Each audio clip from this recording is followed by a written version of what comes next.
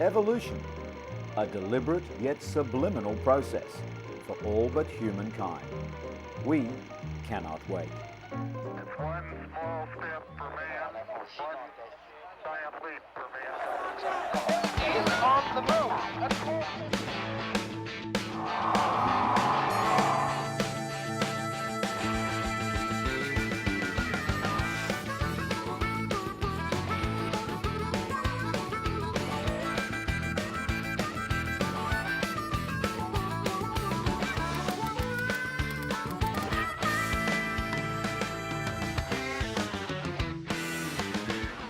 Coming up towards the end of winter 2001, a blight was to strike at the very heart of the British meat industry and ultimately the economy of the United Kingdom. Foot and mouth disease hit hard, and the heartbreaking task of trying to eradicate it weighed heavy. And this is Poundbury in the West Country of England. You could be forgiven for thinking that it looks like the quintessential English village, steeped in history and going back centuries. Certainly it has all the charm of a time gone by. But appearances can be deceptive. The discrete satellite dish tells us that we're in the 21st century and Poundbury's buildings are just as modern. We'll be looking at this architectural renaissance in Dorset and, in sharp contrast, its very close neighbour in Cornwall, the Eden Project, looking decidedly futuristic. Both sets of buildings making history in the 21st century.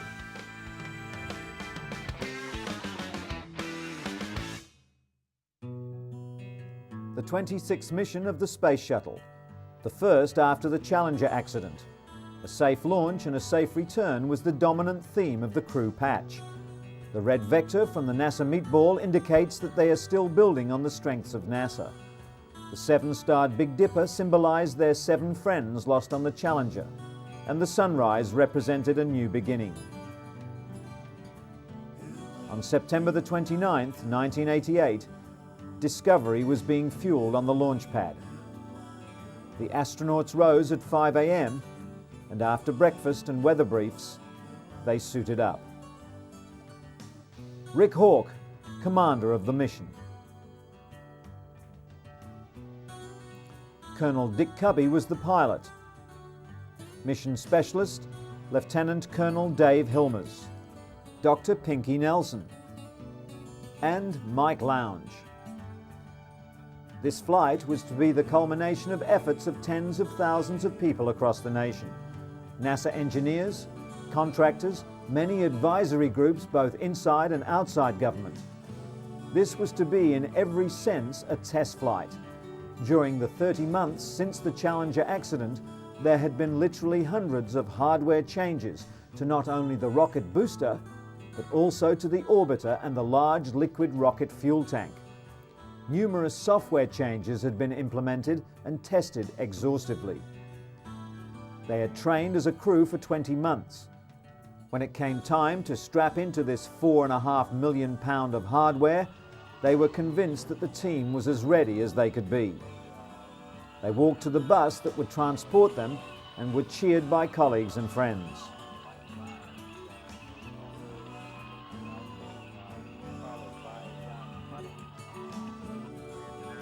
It waited on the launch pad. The rocket.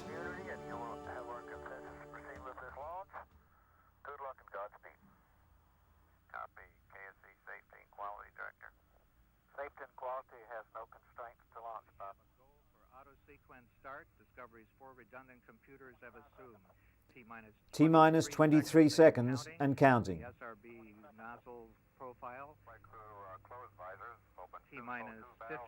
T-minus 15, 14, 13, 12, 11, 10. Go for main engine start. 7, 6, 5, 4, 3, 2, 1, 0. And liftoff. Americans return to space.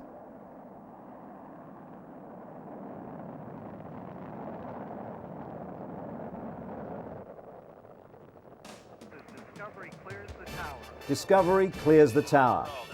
According to those aboard, whether you've flown aboard the shuttle before or not, you're never really quite ready for the experience.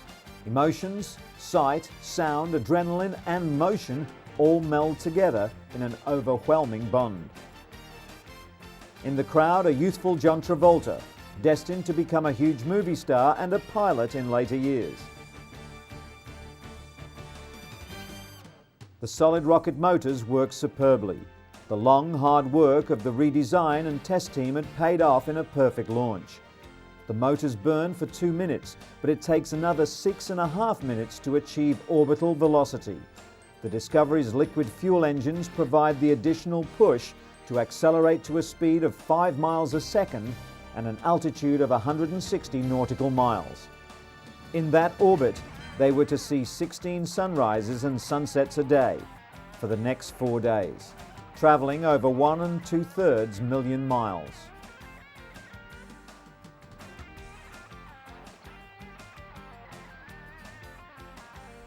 The engine's still running 104%. 5,600 feet per second velocity, 31.8 nautical miles. Altitude, downrange distance, 38 nautical miles. Once they were safely into orbit, they got busy with one of the primary objectives for this mission, to deploy a communication satellite for NASA. Rick and Dick in the front seats of the flight deck made checks to ascertain that the orbiter was ready to perform the separation maneuver after the deployment of the TDRS satellite. Meanwhile, Dave and Mike were busy on the aft flight deck, checking the telemetry from the spacecraft and its booster, making sure that it was healthy and ready for deployment.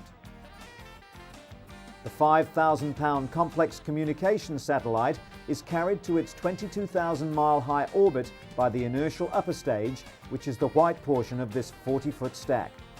Mike Lounge's job was to throw a switch to release the stack from the support structure upon getting a go from mission control.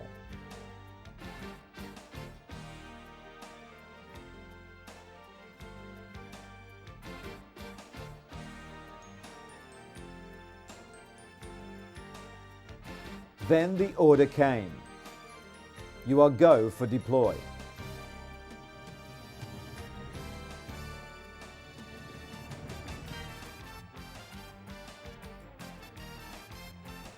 Here we see the TDRS-IUS combination shortly after deployment. At the moment of deployment, push-off springs give it a slow and majestic separation from the shuttle. Pinky was the chief photo documenter for the deploy. Rick in the aft flight deck maneuvered the orbiter to give additional separation from the satellite and to position the satellite into view through the overhead window to be tracked visually. This is really a pretty satellite, really some gorgeous views out the window. About an hour after the deploy, the first of 2 solid rocket motors fired on the upper stage. These rocket motors placed the satellite in an orbit above the equator so that it would remain fixed relative to the ground. It was to be used by NASA to increase shuttle communications with mission control and to be utilized by Landsat to relay telemetry to the ground. Many other private and government agencies were to use this sophisticated satellite. Using the middeck of the orbiter as a microgravity laboratory, the middeck was well used during the flight of Discovery. 11 experiments were carried on board from the Marshall Space Center, JSC, industry, and university laboratories all across the country. These range from biomedical investigations like protein crystal growth to material science to an engineering test of an infrared communication system. 2 experiments were very visual. One heated titanium wires, the others grew crystals of lead iodide on a membrane. Even on a short 4-day mission, the scientific data from the experiments was significant. Another mid-deck experiment performed was a phase partition experiment. Phase partitioning was used for separating up different types of biological cells. This process was found to be beneficial in developing new pharmaceuticals and also in performing biomedical research. As they flew over Hawaii, the crew expressed a desire to share some of the sights they'd been privileged to witness over the past few days. The sites that we've been And I quote, "As we watch along with you, many emotions swell up in our hearts. Joy for America's return to space, gratitude for a nation's support through difficult times, thanksgiving for the safety of our crew, reverence for those whose sacrifice made our journey possible." Gazing outside, we can understand why mankind has looked towards the heavens with awe and wonder since the dawn of human existence. We can comprehend why our countrymen have been driven to explore the vast expanse of space, and we are convinced that this is the road to the future, the road that Americans must travel if we are to maintain the dream of our Constitution, to secure the blessings of liberty to ourselves and our posterity. As we, the crew of Discovery, witness this earthly splendor from America's spacecraft, less than 200 miles separates us from the remainder of mankind. In a fraction of a second, our words reach your ears, but lest we ever forget that these few miles represent a great goal, that to ascend through this seemingly tranquil sea will always be fraught with danger, let us remember the Challenger crew, whose voyage was so tragically short. With them, we shared a common purpose. With them, we shared a common goal. At this moment, our place in the heavens makes us feel closer to them than ever before. Those on the Challenger who had flown before and seen these sights, they would know the meaning of our thoughts. Those who had gone to view them for the first time, they would know why we set forth. They were our fellow sojourners, they were our friends. Today, where the blue sky turns to black, we can say at long last to Dick, Mike, Jeannie, to Ron and Elle, and to Krista and Greg, dear friends, we have resumed the journey that we promised to continue for you. Dear friends, your loss has meant that we could confidently begin anew. Dear friends, your spirit and your dreams are still alive in our hearts." Unquote. Discovery, America on was behalf back of in the Challenger space. families and all of us down here, it sure does feel good to see the Challenger mission continue and America back in space.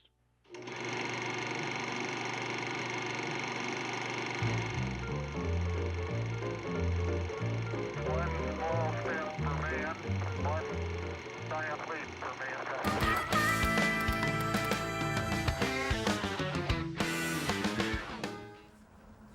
Foot and mouth disease is one of the most infectious diseases known. Carried in the air, it can be spread mechanically by the movements of animals, people, and vehicles that have been contaminated. How far it spreads is often determined by weather and landscape. Cattle, sheep, and pigs are most likely to pick up the disease, but other exotic animals with cloven hooves in zoos and wildlife parks are also at risk. Animals lose weight, stop producing milk, and abort fetuses. They're actually infectious before any signs appear. Although the infection usually runs its course in less than a month, it can take animals up to 2 years before they're fully recovered. Vets say there's no effective vaccine. Vaccinated animals can even act as carriers. The justification for slaughtering infected animals is that widespread disease throughout the country would be economically disastrous. Veterinary consultant Dr. Tony Andrews said the British government's slaughter policy had been absolutely necessary to bring the contagious virus under control.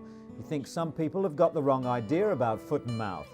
Even if affected meat was entering the food chain, it wouldn't pose any danger to humans if consumed. While humans can contract foot and mouth disease, no one was infected during the outbreak.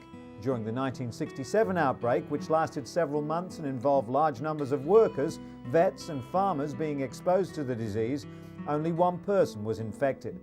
At the height of the crisis, the Institute for Animal Health at Pilbright in Surrey was on standby to provide the necessary vaccine supplies had the government decided to go ahead.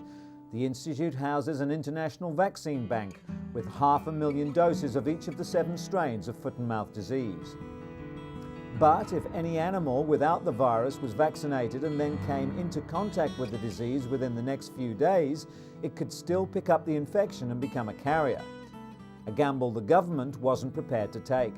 Ministry of Agriculture officials argued that Britain would lose its export market for between 3 to 12 months if vaccinations had gone ahead. At farms and gardens across Britain, much of the pressure eased. Claremont Landscape Garden is open to the public. but there were still precautions taken against foot and mouth disease. The gardens date from the reign of Queen Anne, but are now managed by the National Trust. The message to overseas tourists was, please do visit this wonderful landscape, as the country folk need your support now more than ever. The National Trust even set up a website, updated daily, to let everyone know which of the properties had been reopened to the public. Down the road from Claremont Garden, Cobham's Painshill Gardens are open to the public all the year round. There's the obligatory Gothic ruin and a pheasant pecking in the hedgerow. Not much has changed here in over 300 years. Places like Painshill are safe for people to walk in, as they don't have footpaths that cross farmland. Perhaps it isn't possible to walk all the way around Britain's famous parks and gardens, but they're still well worth the visit. The top government ministers arrived at 10 Downing Street to hear Prime Minister Tony Blair say that the number of daily cases of foot and mouth had fallen and that it was the time to recover. Prime Minister Blair, who was joined by Britain's Chief Scientific Advisor Professor David King and Agriculture Minister Nick Brown, praised everyone involved in fighting the disease. We will not slacken our guard against foot and mouth. The risk remains of cases arising. To get the cooperation. The crisis was over, the history page written. Maintenance of biosecurity measures, which MAF have been pressing for all this time.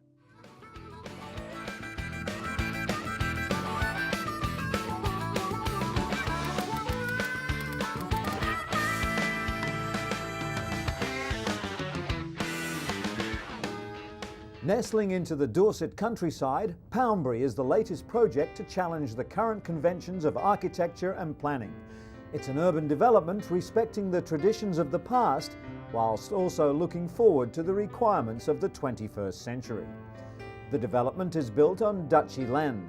As Duke of Cornwall, the Prince of Wales, who's well known for his views on planning and architecture, took the opportunity to put to practice the principles of urban design set out in his book, A Vision of Britain. But it's not just about architecture. The emphasis is on quality design and materials, landscaping and attention to details, even down to street furniture and signs.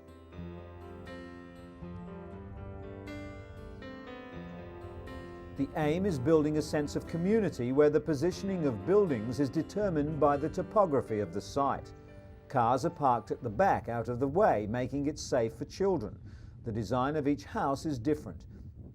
Much of the housing is situated in mews, lanes, squares and courtyards that relate contextually to its natural environment and creates a series of interesting spaces.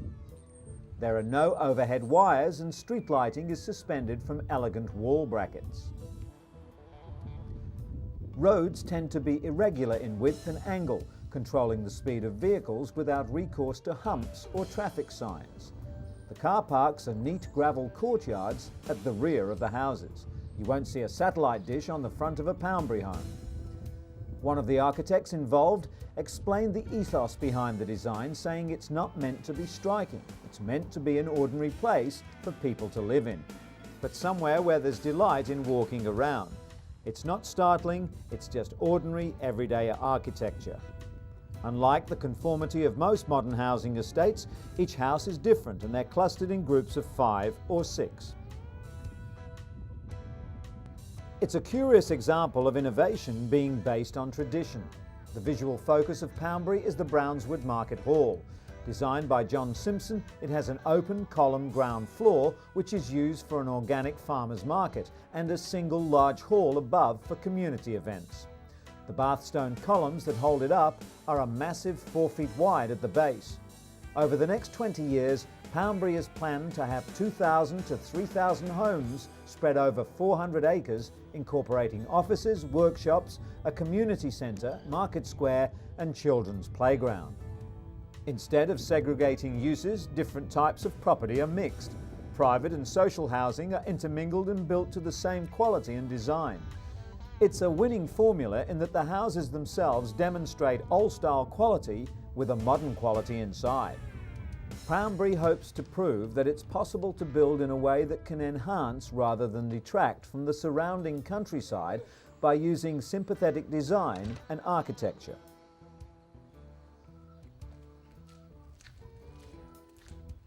In contrast to Poundbury, in a remote corner of rural England, a dramatic space-age structure has come alive. The Eden project is the world's largest greenhouse, but a greenhouse without glass. It's a sequence of giant intersecting domes perched on and wrapping round the rocky terrain. 3 of the world's climate zones, or biomes, are reproduced under these domes: the humid tropics, rainforests and oceanic islands, the warm temperate regions, the Mediterranean, South Africa and California, and the roofless biome, the temperate zone of Cornwall. The site has been likened to a James Bond movie set, with huge domes bulging from a hole in the ground.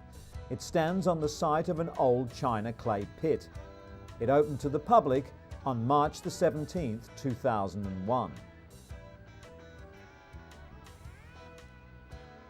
The whole site was a considerable architectural challenge. When they bought the pit, it was still actually working as a China clay quarry, so the architects were designing on a moving target, hence the geodesic nature of the structures, incredibly strong, incredibly lightweight. The roofing material is not glass, but foil material, which, unlike glass, lets in ultraviolet, which is good news if you're a plant. The lightweight construction technique, the geodesic dome and the sheer size of the buildings have already turned the Eden project into an architectural icon.